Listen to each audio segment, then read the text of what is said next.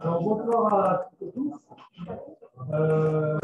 Avant de présenter notre conférencier, un point de vue pratique, vous avez, comme la conférence est prévue dans l'emploi du temps, vous avez les feuilles d'émargement CPI1, CPI2, 3DT, 3ADE, 4ADE, 4ADE. Si vous n'êtes pas à la fin de la conférence, en même temps que vous allez féliciter notre conférencier, à la fin, vous pouvez marquer. Ça c'est pour l'aspect pratique. Donc, sinon, j'ai le grand plaisir d'accueillir Milan Nouri. Alors, Milan va se présenter, mais c'est un jeune ingénieur qui vient de Polytech Nantes. Donc, il va vous parler de son parcours.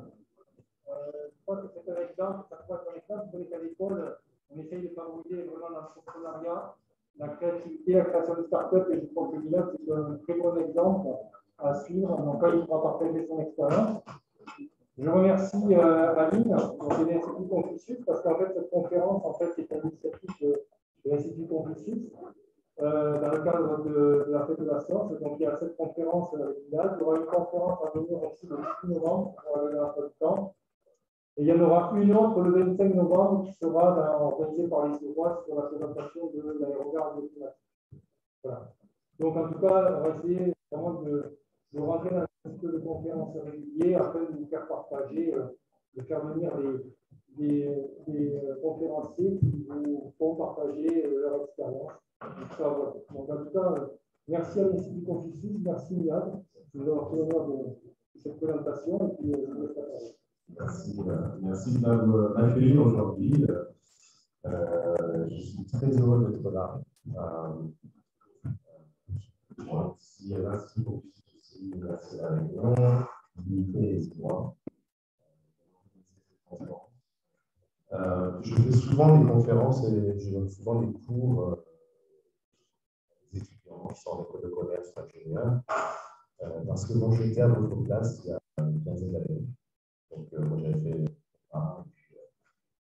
fait l'école d'ingénieur en informatique et j'ai découvert l'entrepreneuriat. Ça m'a permis de faire beaucoup de choses et j'ai fait pendant très longtemps pas d'informatique.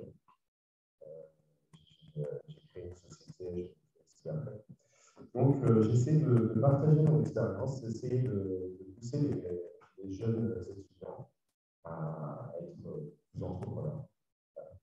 Donc je m'appelle Milan Nouri, je suis actuellement le président de la Société sur la consultance internationale, que j'ai créée en 2006 en Chine. C'est une société de services et de conseils pour le développement de produits. Donc, on design des produits plutôt tout ce qui est électronique et on les fabrique en Asie. On fait la fabrication en Asie, en Chine, au Vietnam, en Indonésie, à Hong Kong et au Brésil et en France aussi. Donc Donc ça, c'était ma première société que j'ai créée. Après, j'ai d'autres fonctions au sein du MEDEF dans l'Atlantique. Je suis prof associé aussi. Et le plus important, c'est que je suis aussi investisseur et business angel dans les startups.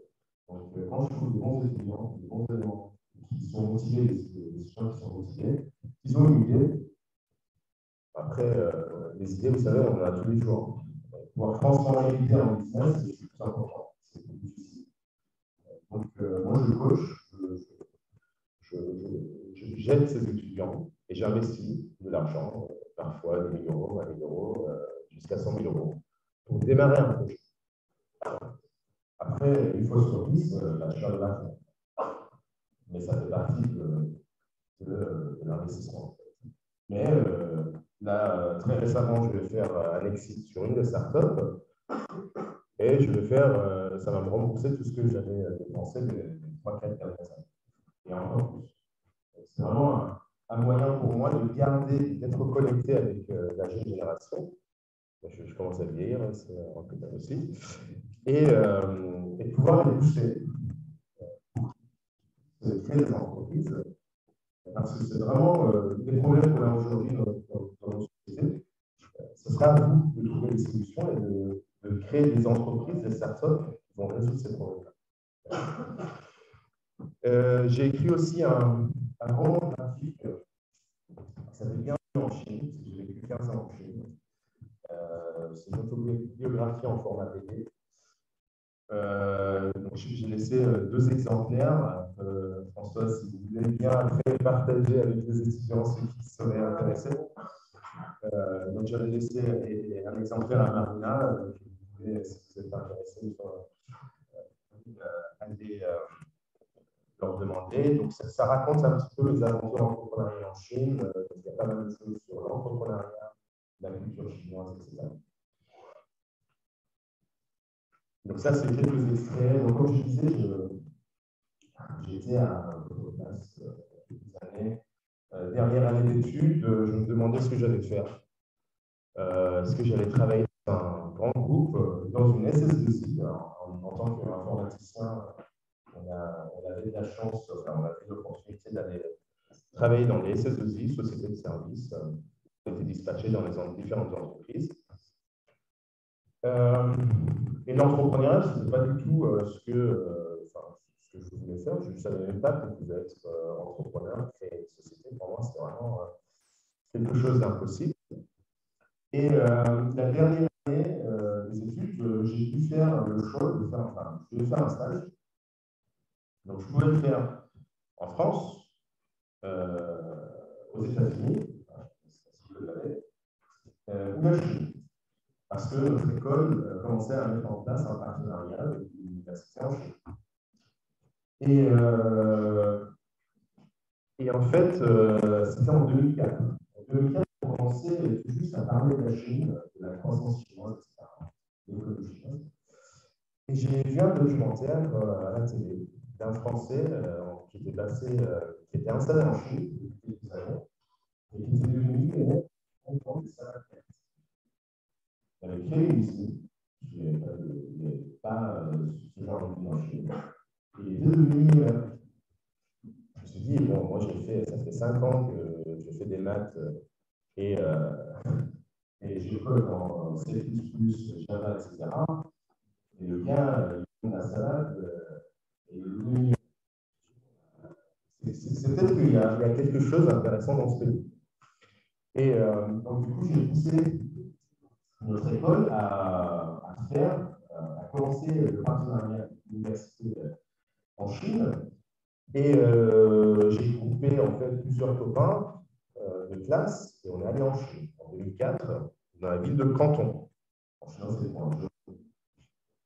Alors, c'est une ville, c'est une très très grande ville. Aujourd'hui, je pense qu'il y a plus de habitants à Canton.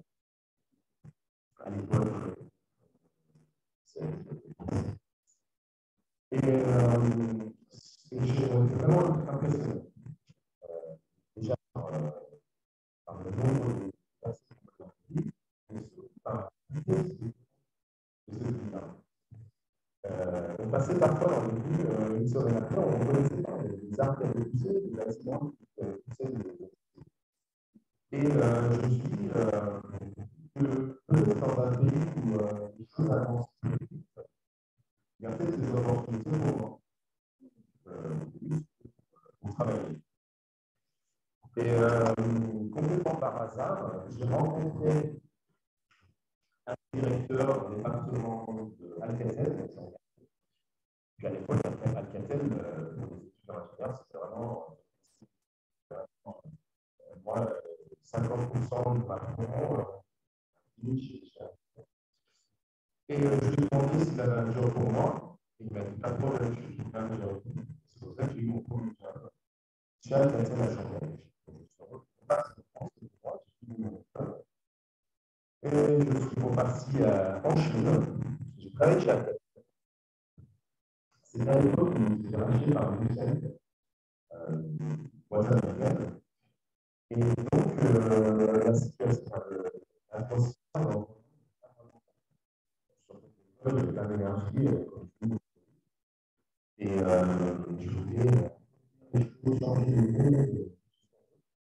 Et j'étais dans mon box devant l'ordinateur 8 heures par jour. Et comme je ne parlais pas chinois à l'époque, tous mes collègues étaient chinois. Je parlais anglais. Ils parlaient anglais, mais je ne parlais pas le anglais. Donc, je ne voulais pas communiquer avec eux. Et je communiquais par le messenger. J'arrivais à lire, donc, vous imaginez un petit peu. Donc, ce n'est pas vraiment motivant comme job. Et j'avais un projet qui devait durer 7 mois. J'ai fini en 3 mois. Et en fait, là, ce qu'il faut savoir, que le projet est fini. Parce que les autres projets qui devaient faire longtemps,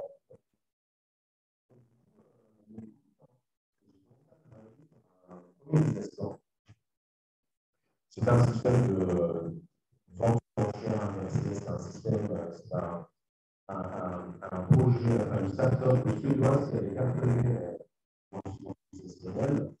Et je me suis dit, copier-coller. Parce que l'entrepreneuriat, c'est souvent, c'est pas un on prend des modèles qui existent déjà, on les améliore, et on les adapte à un marché. C'est ça l'entrepreneuriat. Maintenant, c'est inventer quelque chose. Très souvent, on parle de ce qui existe.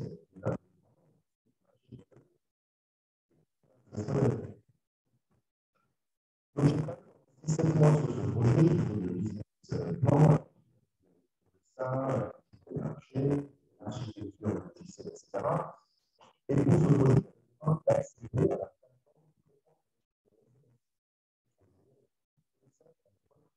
on envoie des SMS, on peut récupérer l'info, et puis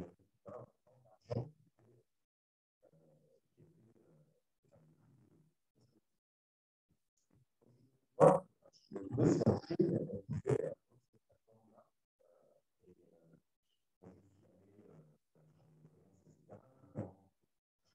là, pour essayer de trouver ces informations. 5-6 mois de recherche, j'ai rencontré un ingénieur chez Charles Telecom.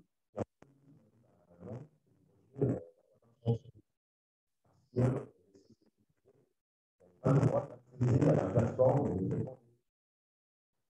j'ai fait 6 mois de travail, super business plan.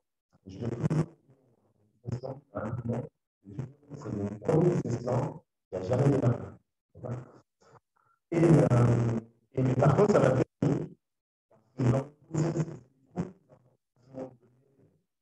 en tant qu'entrepreneur en Chine, ça m'a permis de trouver l'idée de ma société qui existe toujours, Challenge Consultant.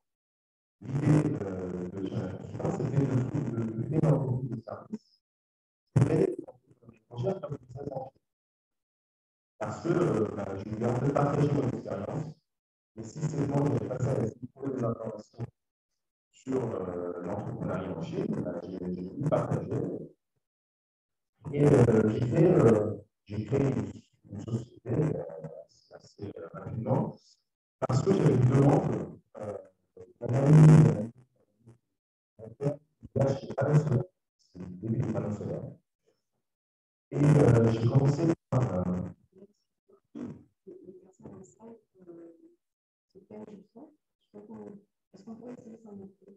D'accord, tu m'entends pas?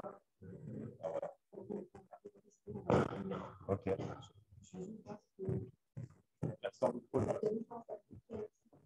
D'accord. Et donc, j'ai commencé mon premier business. J'ai trouvé une usine qui fabriquait des panneaux solaires et j'ai fait 2-3 palettes de panneaux solaires. Je crois que le montant total était de 5-6 000 $. C'est pas énorme. Mais j'ai dû apprendre à exporter ces produits parce que moi, je suis étudiant, ingénieur en informatique, je ne savais pas du tout comment exporter les produits. Et vous allez voir, en tant qu'ingénieur, vous arrivez ensuite, quand vous allez travailler, à apprendre des choses très rapidement. Donc, j'ai appris en 2-3 semaines comment on trouve une usine, comment on fait les contrôles de qualité, comment on exporte les produits. J'ai fait mon premier business où j'ai fait, je pense, 500-600 € de dollars de bénéfices. C'est quand même à peu près 10%. Et j'étais très content parce que c'était le premier projet, j'avais tout fait moi-même. Vraiment, je me sentais comme le roi du monde parce que j'avais créé quelque chose moi-même. Et c'était vraiment ce qui me motivait. Et ce client a été content du résultat. Il m'a présenté un autre client et un autre client. Et petit à petit, on a créé une entreprise avec des employés. Et on a généré, après 3-4 ans, plus de 12 millions de chiffres d'affaires. Aujourd'hui, ça me paraît, donc je dis ça à 12 millions, mais quand j'ai commencé, déjà, quand on a fait notre premier million de chiffre d'affaires, c'était la fête. Et après, bon, deuxième million, troisième, et après, ça devient normal parce que vous travaillez, vous avez une équipe qui travaille avec vous, des clients qui sont satisfaits, ça marche. Il n'y a pas besoin de Gates, quoi. Et donc, tout ça a très bien marché. On était jusqu'à 25-30 personnes dans différents pays. Et ensuite, j'ai créé une autre société parce que je voulais, en 2017, revenir un petit peu dans le domaine de l'informatique. D'accord? Donc, je vais vous expliquer après ces sociétés. Donc, ça, c'est la Chine, donc la ville de Hangzhou. Donc, moi, j'habitais dans la ville de Hangzhou, la ville du groupe Alibaba. Vous connaissez le groupe Alibaba? Le groupe Alibaba a commencé dans la ville de Hangzhou, dans ce quartier.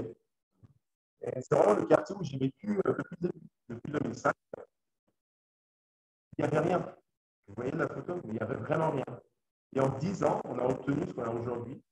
C'est devenu ce qu'on appelle la zone, le high-tech zone de Hangzhou. Hangzhou, c'est une petite ville de 9 millions d'habitants. Une ville de deuxième, troisième rang en Chine. Mais qui est une ville aujourd'hui, grâce à Alibaba, qui est devenue un peu la Silicon Valley de la Chine. Donc, tout ce qui est soft, donc software, AI, blockchain, etc., les nouveautés sortent de Hangzhou.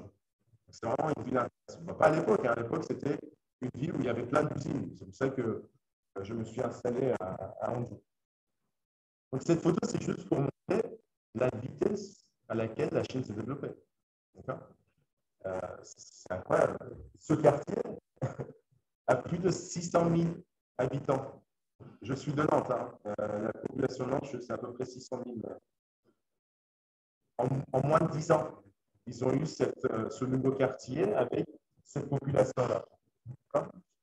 Je dis tout ça parce que quand on va parler de Smart City, il faut vraiment comprendre la vitesse à laquelle la Chine se développe. C'est pour ça qu'aujourd'hui, il y a beaucoup de projets de Smart City qui sont développés en Chine, qui sont testés en Chine, parce qu'ils ont vraiment une difficulté, une population urbaine qui est en très forte croissance. Un autre exemple d'innovation très rapide qu'on a eu en Chine, c'est qu'on est passé, en 2005, on payait avec du cash tout ce qu'on achetait, voitures, maisons, tout. Il y avait très peu de cartes de crédit ou de cartes de paiement. Les gens n'avaient pas vraiment accès à ce mode de paiement. Et avec l'arrivée de Alipay, je ne sais pas si vous connaissez Alipay. Alipay, c'est un moyen de paiement, c'est une application de paiement qui a été lancée par le groupe Alibaba avec un système de QR code et une application. On scanne le QR code et on paye la personne sans passer par les cartes crédit, sans passer par les cartes bancaires, parce que le compte de Alipay est directement lié au compte bancaire. Comme si on donnait un RIB, s'il vous plaît, et on liait de l'application au compte bancaire. Donc, pas besoin de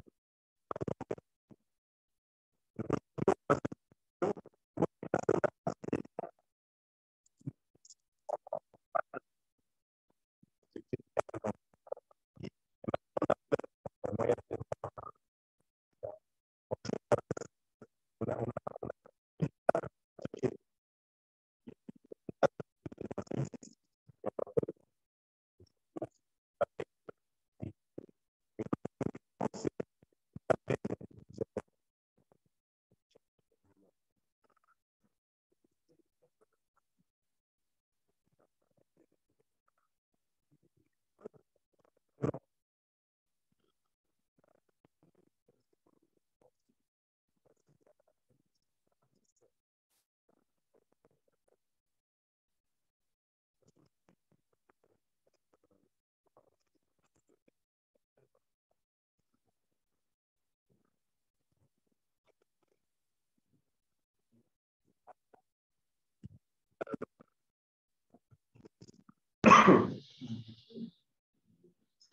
Et donc aujourd'hui, quand on sort de chez nous en Chine, ben, on ne regarde pas si on a notre portefeuille.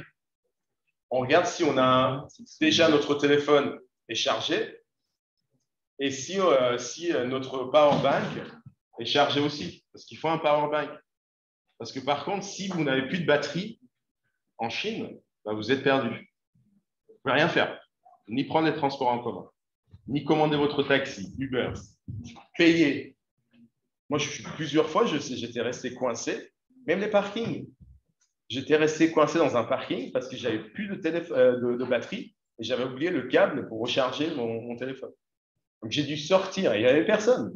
J'ai dû sortir de la voiture, aller dans un hôtel à côté, leur demander un câble, recharger mon téléphone et revenir payer. Vous voyez à quel point on est cashless, quoi. On a appelé ça être cashless. Donc, c'est devenu tellement important qu'autour des powerbanks, il y a tout un business model qui s'est développé. Des powerbanks partagés. Donc, il y a des bornes comme ça qui sont distribuées un peu partout. Et quand on n'a plus de batterie, ben, on regarde sur l'application la borne la plus proche, on scanne un QR code, on a une batterie et on continue notre journée. Et quand on n'a plus besoin de la batterie, ben, on remet dans une autre borne. Ça coûte rien. Tellement on a besoin de recharger le téléphone plusieurs fois dans la journée. Hein. C'est à ce point-là. Donc, ça aussi, c'est un autre type d'innovation qu'on a en Chine et qui est vraiment intéressant à observer. C'est que quand on a un besoin, très vite, il y a des entrepreneurs qui trouvent une solution. Et très vite, ils trouvent de l'investissement parce que la Chine, c'est un très grand marché. Si vous avez trouvé une idée de business, et vous avez une centaine de personnes qui sont intéressées par ce business, très vite, vous allez trouver des investisseurs qui vont miser sur vous. Donc ça, c'est vraiment pour vous expliquer un petit peu le contexte de l'entrepreneuriat et des startups en Chine. Donc ça, vous avez peut-être entendu parler des BAT, des Baidu, Alibaba, Tencent. Ça, c'est vraiment on va dire les GAFA, quoi, les GAFA chinois. Baidu, c'est de Google. Parce que Google est bloqué, donc on a Baidu. Donc, groupe Alibaba. Alors, groupe Alibaba, c'est énorme. Hein. Ils font plein de choses. Ils ont réussi à racheter plein de boîtes. Et le concurrent qui est Tencent. Tencent, qui a été vraiment très connu, qui est devenu très connu avec l'application WeChat. Alors, je ne sais pas si vous avez entendu parler de WeChat. C'est un mélange de WhatsApp, Twitter, Facebook, Instagram, PayPal. Tout ça dans une application. D'accord ? C'est énorme. Tout le monde en Chine, vous voyez le nombre d'utilisateurs actifs, c'est-à-dire qu'ils utilisent WeChat une fois par jour. En 2020, c'était de 1,2 milliard d'utilisateurs actifs. C'est-à-dire que tous les Chinois ont WeChat. Aujourd'hui, sans WeChat, on ne peut rien faire en Chine. On ne peut vraiment rien faire. Hein. C'est pas, et on fait tout. Le matin, on se lève, la première chose qu'on fait, on regarde WeChat. Parce qu'on a les news, on voit ce que nos copains y font, on chatte avec les équipes, etc. On fait des vidéoconférences, on fait tout par WeChat. C'est devenu énorme. Donc, pour essayer parce que la Chine avait du retard, bien compris, et ils ont une croissance très rapide. Et pour rattraper le retard, le gouvernement a dû investir massivement dans l'innovation. D'accord ? Alors, comment ils ont fait ? Ils ont créé des clusters d'innovation. Ce bâtiment que vous voyez, c'est là où j'ai un de mes bureaux, dans la ville de Hangzhou. Ça s'appelle le Overseas Talent Park. C'est pour les talents étrangers. Alors que j'étais un des seuls étrangers. Il y a beaucoup de Chinois qui ont étudié à l'étranger, ils sont considérés comme talents étrangers, ils reviennent en Chine et ils montent des startups. Il y a plus de 700 startups dans ce bâtiment, c'est énorme. Hein. 700 startups, il y a 3 licornes. Donc, licornes, c'est des startups qui sont valorisées à plus de 1 milliard de dollars. En France, vous savez combien de licornes on a ? Très récemment, on a eu 20e licorne. D'accord ? On est dans un petit quartier et dans un petit bâtiment, on en a déjà 3. Et toutes les entreprises, des startups qui sont acceptées dans ce parc, ils ne payent pas de loyer. Donc, moi, j'avais 500 mètres carrés, je ne payais pas de loyer pendant 3 ans. Même en tant qu'étranger, j'avais reçu des subventions.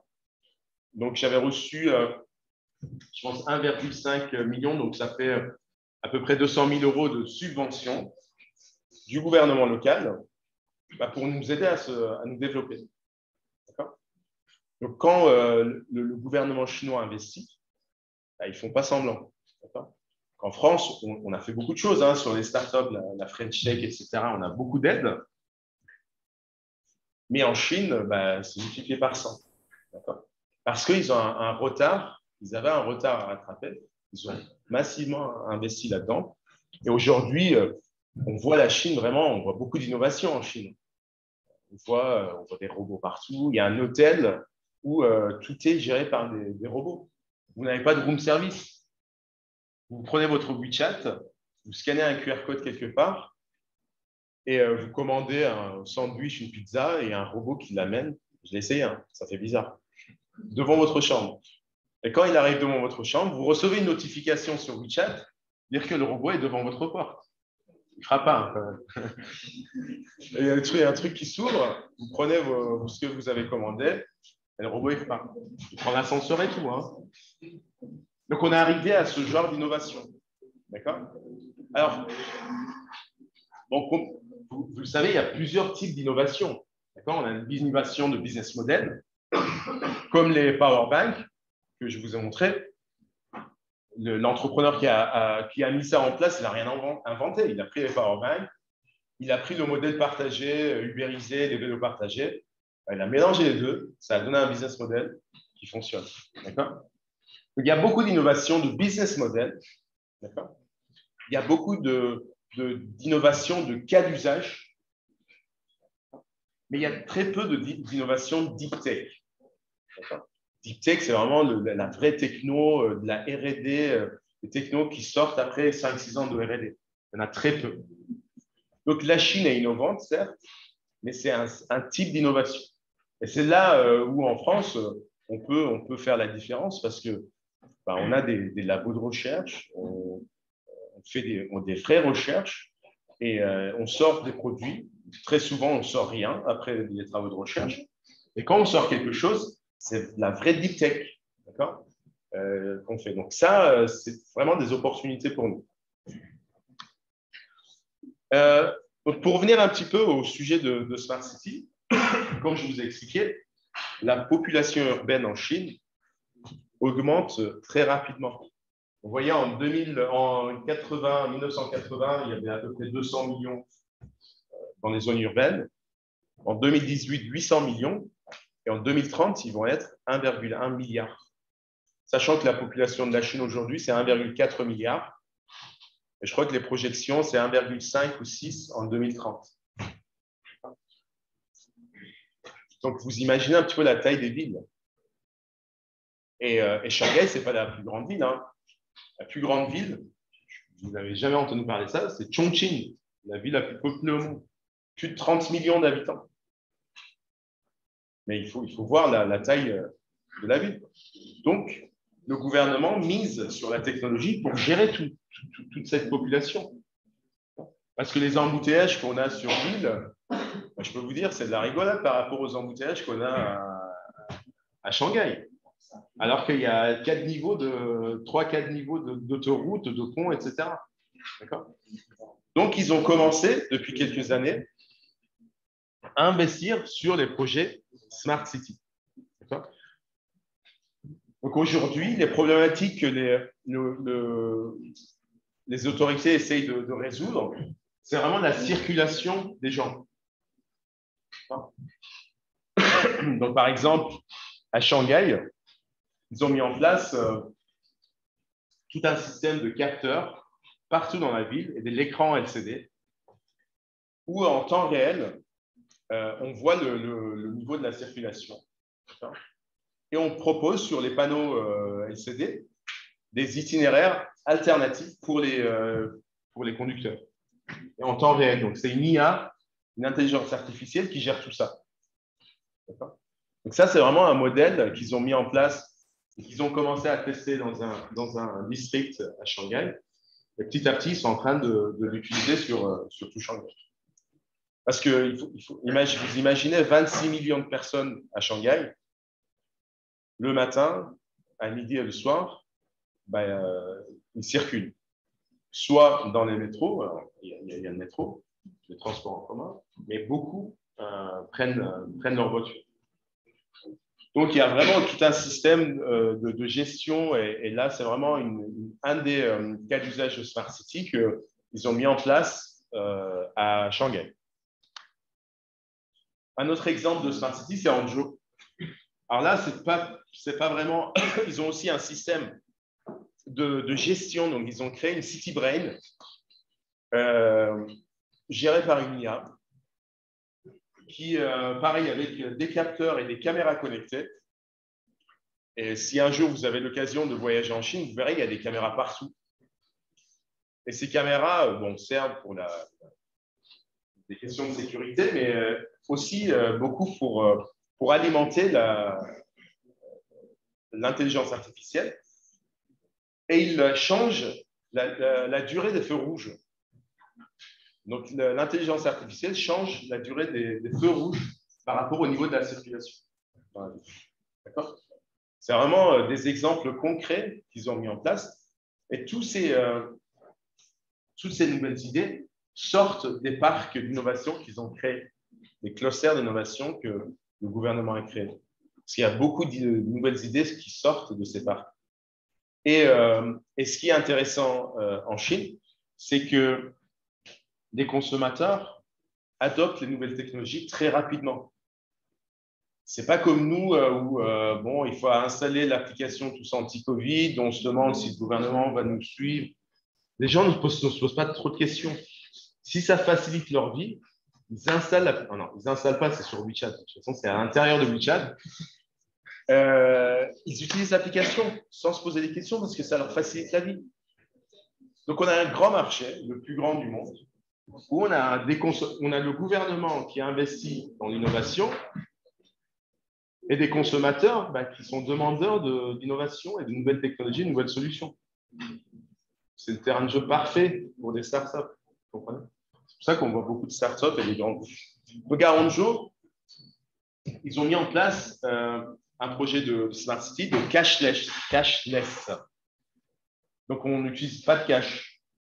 Ils ont tout mis en place dans la ville pour que dès que vous vous réveillez, que vous prenez votre téléphone et vous faites tout avec votre téléphone, vous payez tout avec le téléphone. Transport en commun. Si vous devez prendre un taxi, commander un Uber, Il n'y a pas de Uber, hein, c'est l'équivalent de Didi. Manger dans un restaurant, commander à manger, au restaurant même. Dans un restaurant, là, on découvre en France les QR codes avec le menu. Là, en Chine, on a les QR codes depuis 5, 6 ans, 7 ans plus, je ne sais plus. On scanne le QR code avec WeChat, on a le menu interactif directement sur WeChat. Et on commande directement sur WeChat. Donc, vous comprenez vraiment l'importance des smartphones en Chine. Et donc, pour payer, on paye. Il y a plein de services. Si vous voulez, je ne sais pas, une babysitter, sur WeChat, vous pouvez trouver. Vous voulez faire vos courses. Aujourd'hui, ça c'est une autre innovation du groupe Alibaba. Ils ont créé des supermarchés Hema, ça s'appelle Hema, des supermarchés connectés. C'est-à-dire que vous êtes dans un périmètre de 3 km, vous commandez n'importe quoi, vous êtes livré en 30 minutes chez vous. D'accord ? Et ils ont un système En fait, ils ont comme des agents Uber à l'intérieur de supermarchés qui reçoivent les commandes. Ils vont faire les courses à votre place et ils dispatchent aux livreurs et ils sont livrés. Alors ça aussi, c'est un autre projet c'est une autre solution pour éviter que les gens se déplacent pour faire leurs courses, qu'ils prennent leur voiture. Donc, il y a un problème de pollution que je vais revenir et de circulation des voitures. Parce qu'en Chine, à Hangzhou, quand on sort de chez nous, on en a pour 1 heure pour aller n'importe où. Parce qu'il y a tellement de circulation, surtout aux heures de pointe. Après, il y a un gros problème autour de la pollution. Et là, alors là, je veux dire, ici, vous ne pouvez pas imaginer à quoi correspond une ville polluée, où vous ne voyez pas à 100 mètres parce que c'est pollué, où le matin, vous vous réveillez, vous regardez l'indice de la pollution pour planifier votre journée, pour voir si vous pouvez aller courir, vous pouvez amener les enfants au parc ou pas. C'est à ce point-là. Parfois, à Pékin, quand le niveau de pollution est super élevé, les gens portent des masques à l'intérieur de chez eux. On a des purificateurs d'air dans toutes les chambres, à la maison, au bureau, etc. Et ça tue plus de 2 millions de personnes par an. Donc, c'est un gros problème, d'accord, en Chine. Mais pour l'instant, il y a très peu de projets Smart City autour des problèmes liés à l'environnement, et puis notamment la pollution. Et c'est pour ça que, en fait, un des projets sur lesquels je suis intervenu, je me suis associé à ce projet qui s'appelle un projet de Smart City qui s'appelle French Dream Town. Il y a eu beaucoup de succès parce qu'on était vraiment sur cette démarche de protection de l'environnement, énergie renouvelable, etc. Et très vite, le gouvernement de Hangzhou, le district de Hangzhou, a aimé le projet. Ils ont investi plus de 5 millions d'euros sur le projet de développement. Donc, on a créé, je vais vous montrer ce que c'est. Donc, ça s'appelle French Dream Town. C'est un petit village de 30 000 m² à peu près,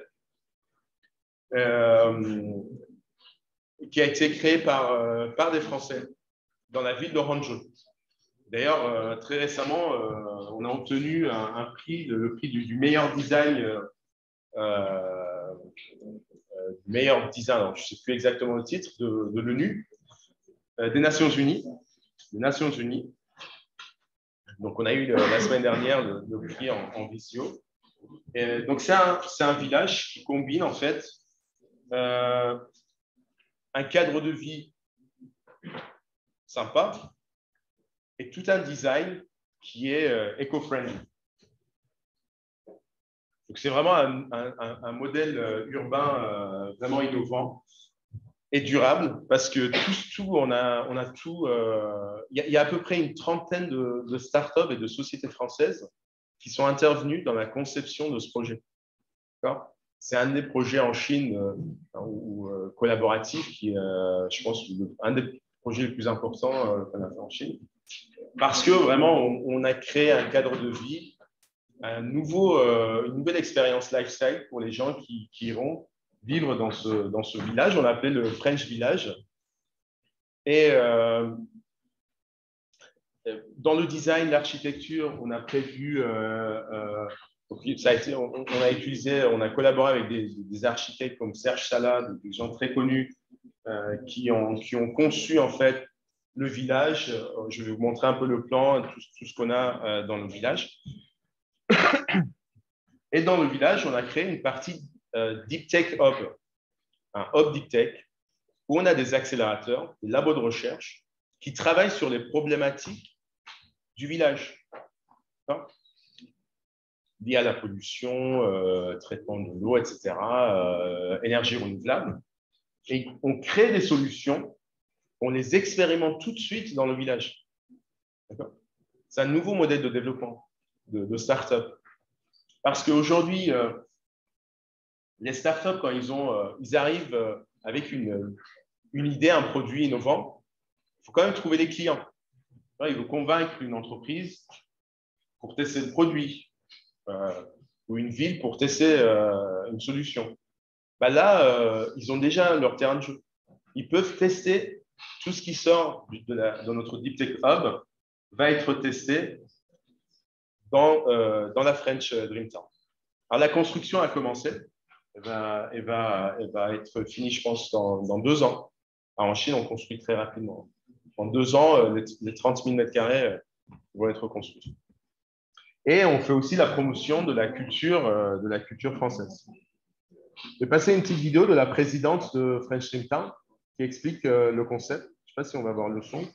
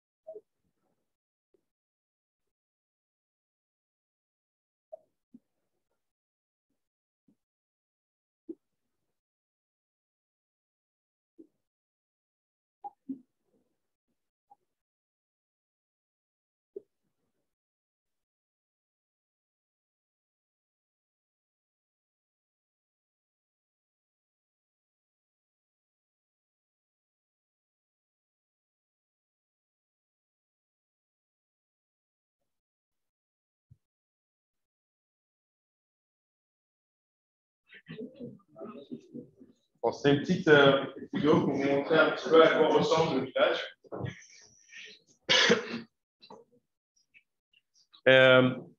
Donc ça, c'est quelques exemples de design qu'on va mettre en place, qu'on a conçu avec des panneaux solaires, par exemple, une ferme solaire qui va être sur les toits de l'hôtel IA, on l'appelle l'hôtel IA, géré par une intelligence artificielle. Une partie de stockage d'hydrogène.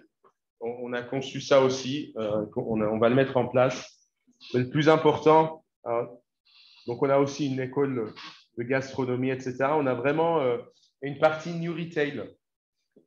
Alors, New Retail, je ne sais pas si ça vous parle, c'est vraiment une nouvelle expérience de consommation où on peut… là, c'est vraiment la partie où je suis intervenu. Je vais en parler un petit peu après sur la partie New Retail. Mais le plus important, c'est qu'on a créé la City Brain vraiment au milieu du village. Au milieu du village. Je ne sais pas si vous avez vu dans la vidéo, on voyait en temps réel toutes les données qu'on récupère sur… ça fonctionne déjà. En temps réel, on a toutes les données qu'on reçoit par les différents capteurs qu'on a. D'accord ? Et l'intelligence artificielle nous aide à prendre des décisions. Un des exemples,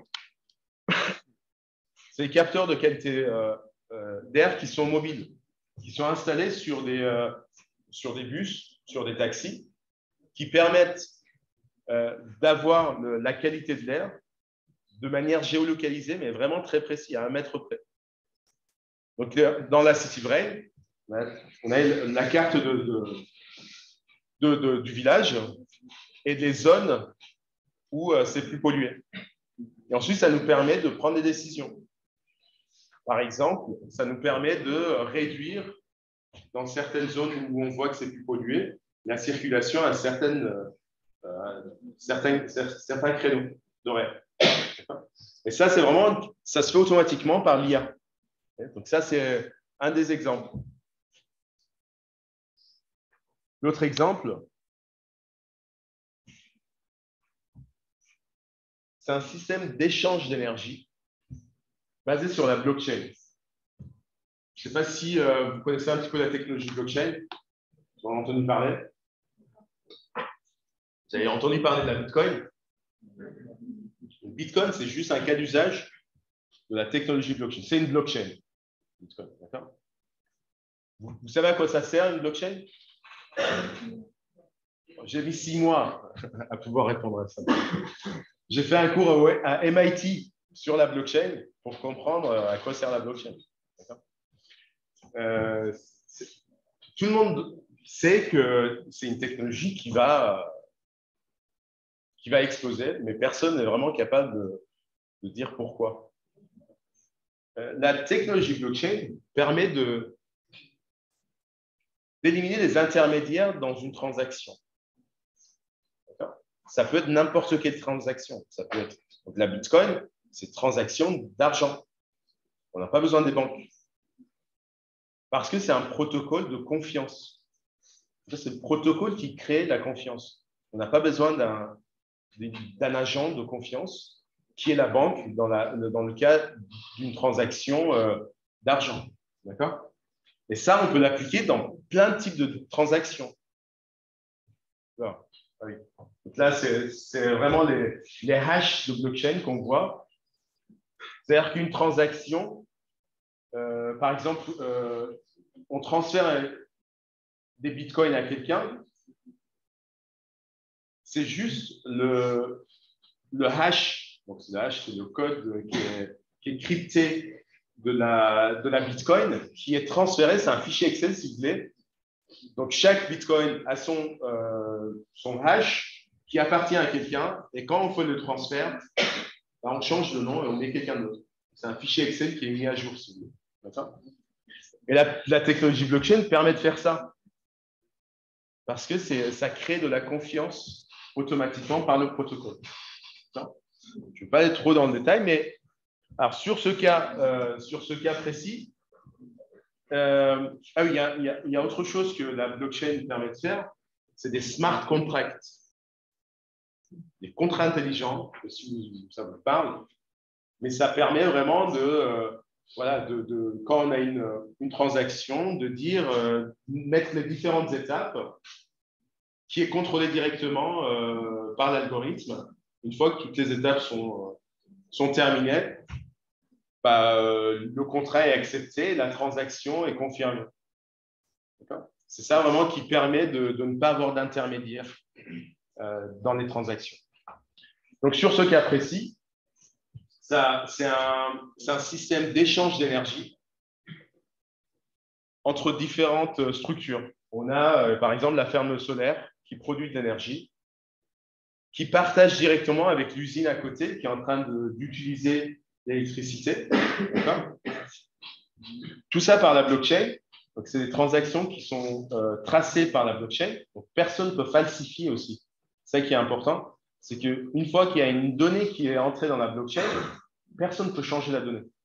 Vous m'avez transféré une Bitcoin, personne ne peut changer ça. Ça restera toujours à moi jusqu'à ce que moi, je le transfère. D'accord ? Donc, ces transactions-là permettent vraiment d'avoir un système d'échange entre les différentes parties.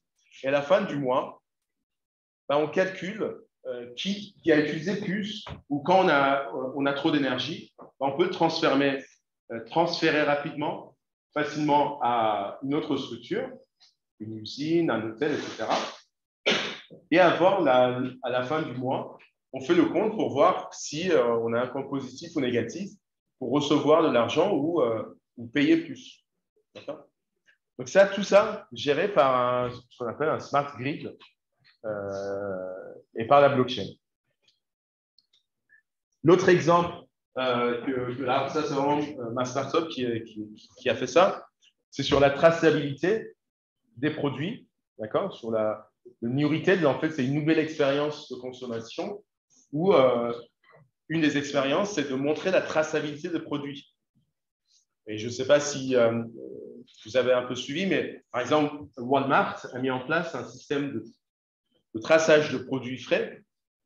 Donc, avec un système de QR code, quand on scanne une salade ou un poisson qu'on achète chez Walmart, ils sont en train d'essayer tester sur plusieurs produits, on a toute la supply chain qui est montrée en fait sur une application. Et ça permet à chaque étape, on entre l'information sur la blockchain, c'est-à-dire que c'est une information qui est vérifiée, à laquelle on peut faire confiance. Et personne ne peut changer ça. Nous, ce qu'on a mis en place avec notre blockchain, c'est un système de traçabilité des fournisseurs. Parce que ce qui est important, c'est de savoir d'où viennent vos produits. Si vous achetez un sac, des vêtements, etc., on est de plus en plus attentif à ça. On veut savoir qui l'a produit. D'ailleurs, si vous allez sur le site de H&M, H&M a commencé à faire ça. Vous aurez la liste de toutes les usines où ils fabriquent les produits H&M, avec les adresses et tout ça.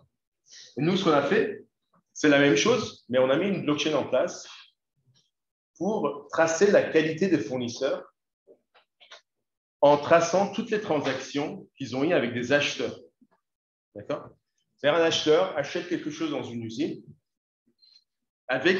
donc il signe un contrat, un smart contract, qui permet de suivre toutes les étapes de l'achat.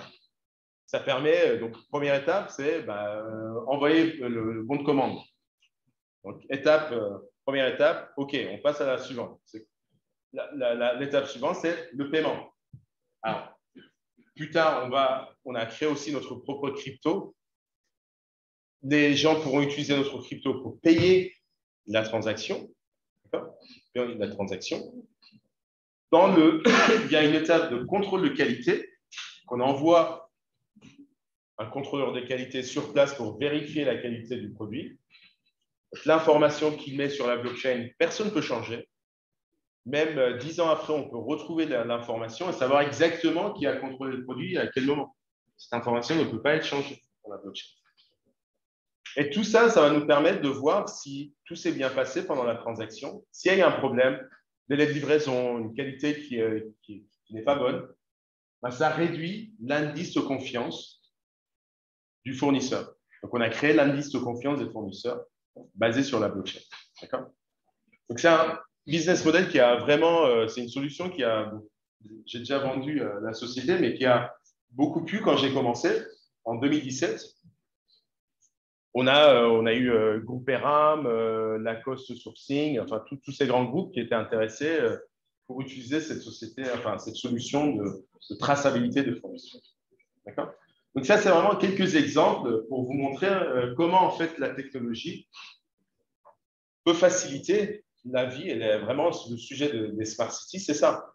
C'est comment on peut créer des solutions innovantes pour faciliter la vie des habitants de cette ville, de cette smart city.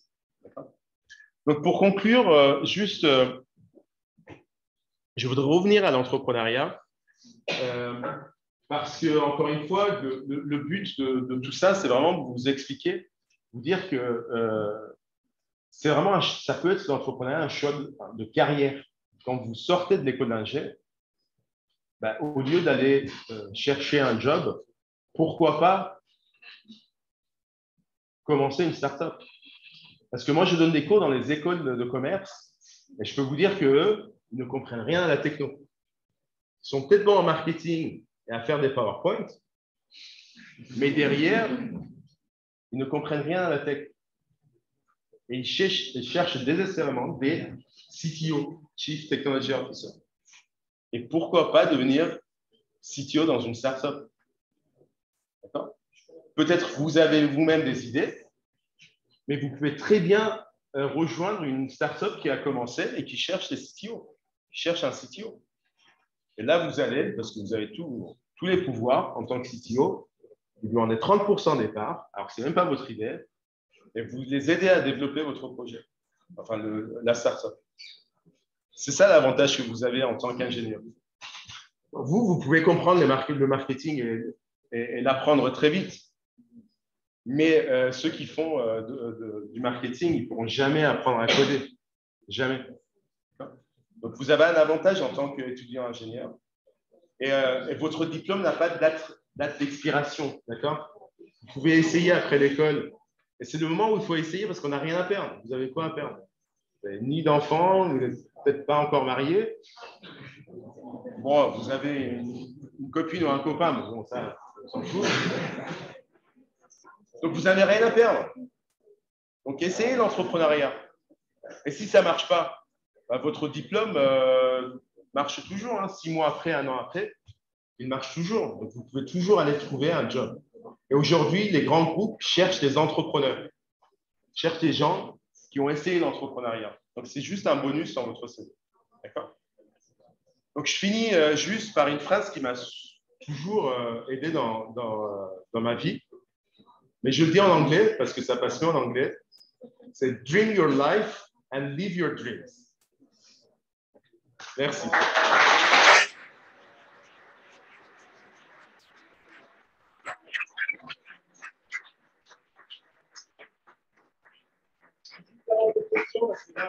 Je prends un selfie avec vous, d'accord? Je vais mettre sur les réseaux. Faites un, 2, 3 et faites yeah, d'accord? 1, 2, 3. Merci. Si vous avez des questions, n'hésitez pas. On va faire passer un micro. Moi, je mettrai sur LinkedIn. D'accord? Vous verrez sur LinkedIn. Est-ce qu'il y a des questions?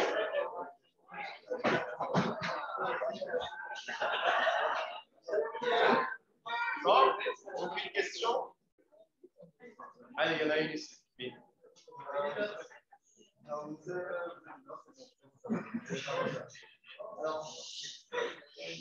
êtes arrivé en Chine. Comment ça s'est passé avec la barrière de la langue? Je vous laisserai un peu découvrir dans la BD, mais langage de signes. Ouais. On veut manger du bœuf. Et à l'époque, il n'y avait pas Google Translate. Hein. C'était dictionnaire papier à l'époque. Donc, pour commander à manger, je peux vous dire, vous passez une demi-heure. Sinon, bon, ce qui était bien, c'était parce qu'il y a beaucoup de restaurants où ils ont les plats déjà en démo. Vous allez toujours au même resto et après, vous apprenez 2 ou 3 plats et vous commandez toujours la même chose. Mais vous apprenez très vite. Quand vous êtes dans une situation, dans un environnement où vous n'avez pas le choix, vous apprenez les choses très vite. Là aussi, bon, vous apprenez parce qu'il y a un examen. Mais quand votre vie dépend de ça, vous allez apprendre. Moi, j'ai mis, je pense, 2 ou 3 ans à apprendre. Parce que j'étais à Hangzhou. À Hangzhou, à l'époque, il y avait très peu d'étrangers. Donc, si je voulais communiquer, c'était qu'en chinois. J'ai appris assez rapidement. Oui.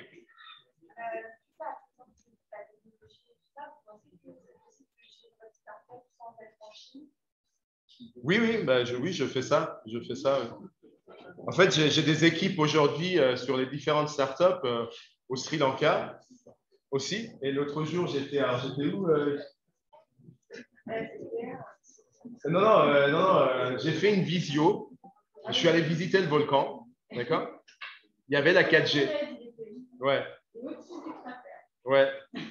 Et il y avait la 4G. J'avais une visio avec mes équipes en France et au Sri Lanka où on devait revoir des diagrammes d'utilisation pour un logiciel qu'on est en train de développer, un truc sérieux. Et j'ai vu, il y a la 4G. J'ai dit, on fait la visio. Donc, j'étais en train de, pendant 1 heure, avec mes écouteurs, il y avait un peu de vent quand même. Et ils ne savaient même pas, ils ne savent pas encore aujourd'hui, je vais le poster ensuite sur LinkedIn, ils vont découvrir que j'étais à 2500 ou 600 mètres d'altitude et la 4G marchait. Donc aujourd'hui, on n'a pas besoin d'être sur place. Pour démarrer quelque chose, oui. peut-être on a besoin de se retrouver surtout avec les cofondateurs. Une fois que vous avez mis en place une méthodologie de travail, aujourd'hui, on peut être n'importe où et développer le business. Ce n'est vraiment pas lié à l'emploi. Ici, vous pouvez lancer un produit aux États-Unis. Il n'y a aucun problème à ça. Si le business model est bien constitué, vous trouvez le bon réseau de distribution. D'accord? Oui. Alors là, j'ai lancé un nouveau produit, enfin un nouveau projet. Je veux que ce soit la dernière start-up pour moi. Donc, je veux que ce soit une licorne. C'est assez logique. Mais si je l'exécute bien, l'idée, c'est vraiment l'exécution qui est vraiment important. Et puis le réseau, l'équipe. Le plus important, c'est l'équipe. On ne fait jamais les choses seuls. Vraiment, vous entourez des gens bons, qui sont motivés. On n'a pas besoin d'un hacker, hein, quelqu'un qui sait coder à peu près. Moi, je ne suis pas très bon en coding, donc, mais qui comprend à peu près, qui est motivé surtout, qui est motivé. Vous entourez de pas beaucoup, hein, 2-3 personnes, et sky's the limit. Donc moi, c'est ça le dernier projet que je veux faire.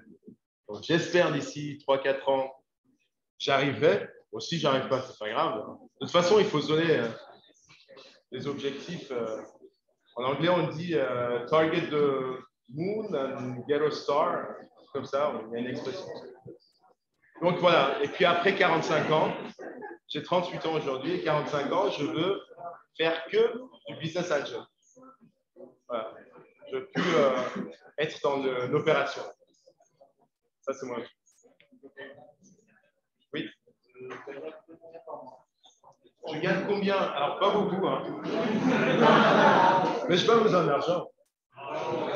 Non, mais c'est vrai. Non, mais je suis passé par une période. Donc, quand j'ai commencé la première boîte, pendant 2-3 ans, j'avais vraiment rien. C'est-à-dire qu'il y a des jours où je mangeais que du riz blanc. Et après, on a eu un premier client, etc. On a commencé à faire vraiment beaucoup d'argent. Et à un moment donné, on avait fait tellement d'argent, on n'était que deux. Hein, la société, je l'ai créée avec mon épouse, d'accord? La China Consultant. Donc, on était 2 actionnaires. Et donc, on ne devait rien, on n'avait pas d'investisseurs. Donc, tout ce qu'on gagnait, c'est pour nous. D'accord? Donc, à cette époque, on gagnait vraiment plusieurs millions par an. Et on ne savait même pas quoi en faire. On n'avait même pas d'enfants à cette époque. On a fait un petit peu n'importe quoi. On a acheté beaucoup de trucs qui ne servent à rien, en fait. Mais on a investi dans l'immobilier, dans différentes choses. Et on a réussi à sécuriser tout ça. Mais très franchement, je ne sais pas, je n'ai pas de salaire fixe. Non, mais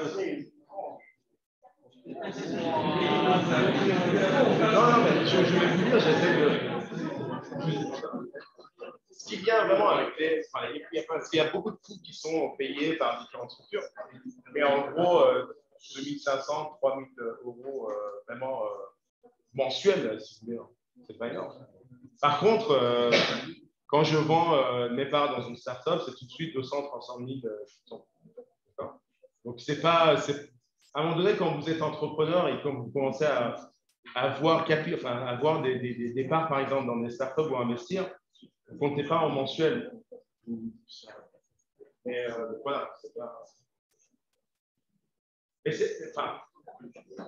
Mais c'est important de poser cette question parce que on monte une startup où on devient entrepreneur, c'est aussi pour faire de l'argent, hein, parce que c'est dur. C'est pas facile d'être entrepreneur. Vous allez travailler beaucoup plus que vos collègues qui vont avoir un job dans une boîte. Quand ils vont poster leurs photos sur Insta, qui sont en vacances, et que vous travaillez sur votre business model, vous allez être frustré. D'accord? Et ça, il faut être préparé mentalement. Par contre, une fois que le business est lancé et que vous avez cette liberté de choisir votre emploi du temps et que vous dites à vos copains, bah, tiens, bah, viens, on prend l'avion, je sais pas, on va aller faire la plongée quelque part. Et l'autre, il te dit, ah, il faut que je pose des RTT, je regarde. Et c'est là que vous comprenez à quel point vous avez une liberté de choisir votre planning. Vous ne dépendez pas. Si moi, il y a un matin, là, je suis ici pendant la semaine, je dis à personne, bon, j'ai un peu de négociation avec ma femme, mais sinon, voilà, je gère mes affaires d'ici, j'ai fait mes visios, il suffit juste que j'ai la 4G et puis c'est bon. D'accord? Cette liberté n'a pas de prix. Vraiment, n'a pas de prix. Et c'est pour ça que vous me dites combien, mais c'est pas important. C'est vraiment cette liberté en tant qu'entrepreneur, connard, qui est vraiment, n'a vraiment pas de prix. C'est bon? Merci à. Alors, il y a une dernière question. Quand vous avez lancé votre première startup, est-ce que vous êtes naturellement dit, vous avez beaucoup de formations, vous avez quand même beaucoup de formations pour faire les choses, les entrepreneuriats. Est-ce que vous avez dit, on a des cours ici dans l'entrepreneuriat, mais personnellement, je ne me sens pas apte quand même vous êtes tout seul, est-ce que vous étiez accompagné, est-ce que vous avez pas mal de formations et puis vous acceptez? Non, le premier, alors la première boîte, ce n'était pas une start-up, c'est une société traditionnelle de services. Très franchement, il n'y avait pas vraiment de business model. Quelqu'un veut acheter un produit, j'essaie de trouver, et puis je lui vends et je lui mets ma marge dessus. Ce n'est pas très compliqué. Donc, j'ai commencé comme ça, mais j'avais aucune. Mais par contre, c'était dans le domaine du commerce international. Je ne connaissais rien du tout. J'ai dû apprendre. Mais tout seul, j'ai dû apprendre. Je me suis documenté sur comment on exporte les produits, comment on fait des douanements, etc. Mais après, encore une fois, vous ne faites pas des choses seuls. Donc, vous êtes, je pense que de toute façon, vous pouvez toujours trouver quelqu'un dans le réseau, dans votre réseau, qui peut apporter l'expérience que vous n'avez pas. Vous savez, dans les startups, on a souvent ce qu'on appelle le advisory board. Donc, des mentors, des gens qui ont de l'expérience, qui travaillent, des professeurs, des cadres, etc., qui ont un peu de temps, qui ont beaucoup d'expérience, qui veulent aider des startups. Il y en a beaucoup, hein. Il suffit de trouver dans votre réseau quelqu'un dans le domaine précis où vous avez besoin d'un peu plus d'expérience, de savoir-faire. Trouvez quelqu'un comme ça dans votre réseau, faites-lui un pitch, montrez que vous êtes motivé et il va passer un peu de temps. Et pour le temps qu'il passe, vous lui donnez 0,8% des parts de votre licorne. On monte une société, on la voit licorne. D'accord ? Après, bon, il finit en poney, c'est pas grave. On arrête là. Merci à tous. Ajoutez-moi sur LinkedIn si vous voulez, si vous avez d'autres questions.